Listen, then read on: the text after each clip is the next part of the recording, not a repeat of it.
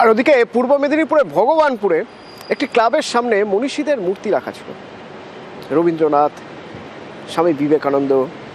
তো রাতের অন্ধকারে কারা এসে এই মূর্তিগুলোকে ভেঙে দিয়ে গেছে? কারা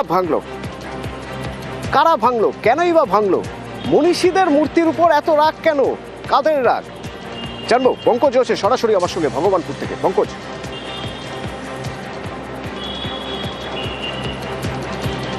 দেখো অতনুদা, একেবারে ভগবানপুর 2 নম্বর ব্লকের গড়বাড়ি যে গ্রাম পঞ্চায়েত রয়েছে সেখানে একটি ক্লাব রয়েছে, দাদাভাই ক্লাব। সেখানে রাতের অন্ধকারে কোনো দুষ্কৃতী তাণ্ডব চালায়, যেখানে মনি ঋষিদের মূর্তি তারা ভাঙচুর করে বলে এমনটা কিন্তু ক্লাব কর্তৃপক্ষ অভিযোগ করছে।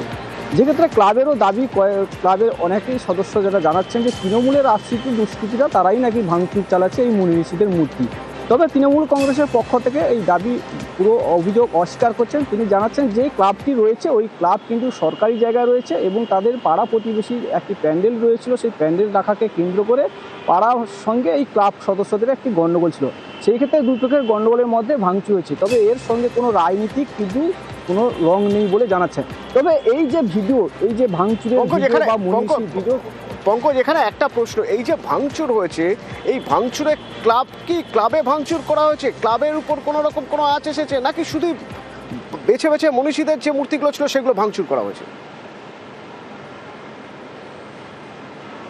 না, একেবারে বেছে বেছে দেখো অতনদা, বেছে বেছে ক্লাবের যে সমস্ত মনি ঋষিরা রয়েছে, যেমন রবীন্দ্র, নজরুল এবং যেখানে স্বামী বিবেকানন্দ মূর্তিগুলো রয়েছে সেই মূর্তিগুলো কিন্তু বেছে বেছে ভাঙা হয়েছে, এটাই কিন্তু অভিযোগ হয়েছে এবং স্পষ্ট ছবিতেও দেখা যাচ্ছে। আর এই ভিডিও কিন্তু সোশ্যাল মিডিয়াতে কিন্তু রাজ্যের বিরোধী দলনেতা শুভেন্দু অধিকারী পোস্ট করেছে। আর এই নিয়ে কিন্তু যথেষ্ট রাজনীতির শোরগোল হয়েছে, যেখানে রাজনীতি তৃণমূল কংগ্রেসের উপর অভিযোগ করছে একেবারে বিজেপি পরিষ্কার। সেই ক্ষেত্রে কিন্তু তৃণমূলের পক্ষ থেকে যেটা অভিযোগ বা দাবি জানাচ্ছেন, তারা জানাচ্ছেন এর সঙ্গে কোনো রাজনৈতিক রং নেই, এতে পাড়া প্রতিবেশী এবং ক্লাব সদস্যদের মধ্যে গণ্ডগোল বা বিবাদ লাগে, সেই কারণে ভাঙচুর হয়, এমনটাই কিন্তু জানিয়েছেন। তবে এই ক্ষেত্রে এই ঘটনাকে কেন্দ্র করে ভূপতিনগর থানার পুলিশ সেখানে কিন্তু তদন্ত শুরু করছেন এবং সেখানে পুলিশ পিকেটিং চলছে, এমনটাই কিন্তু জানা যাচ্ছে। অতনুদা, ধন্যবাদ। আমরা সৌন্দর্য বাড়ানোর জন্য ক্লাবের সামনে কিছু ফুল গাছ লাগাই এবং আমরা কয়েকটা মনীষীদের স্মৃতি স্থাপন করি। কয়েকজন দুষ্কৃতীরা আমাদের এই স্মৃতি রাতে অন্ধকারে ভেঙে দেয়, সেই জন্য আমরা প্রশাসনের কাছে সুষ্ঠু মীমাংসার জন্য আবেদন জানাই। সুষ্ঠু মীমাংসা না হওয়া পর্যন্ত আমরা একটা বৃহৎ আন্দোলনে নামছি। আর এ নিয়ে শুরু হচ্ছে রাজনৈতিক চর্চা।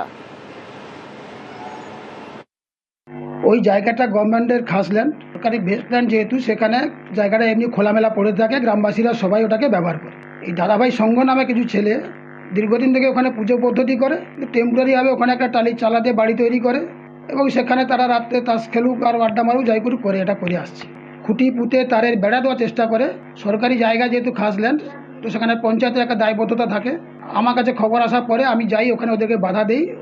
তারা একটা রাজনৈতিক উদ্দেশ্যে, একটা বিশেষ রাজনৈতিক দলের সহযোগিতা নিয়ে তারা ওখানে জোর জবরদস্তি করে সরকারের ওই ভ্যাকেট ল্যান্ডটাকে দখল করতে চাইছে।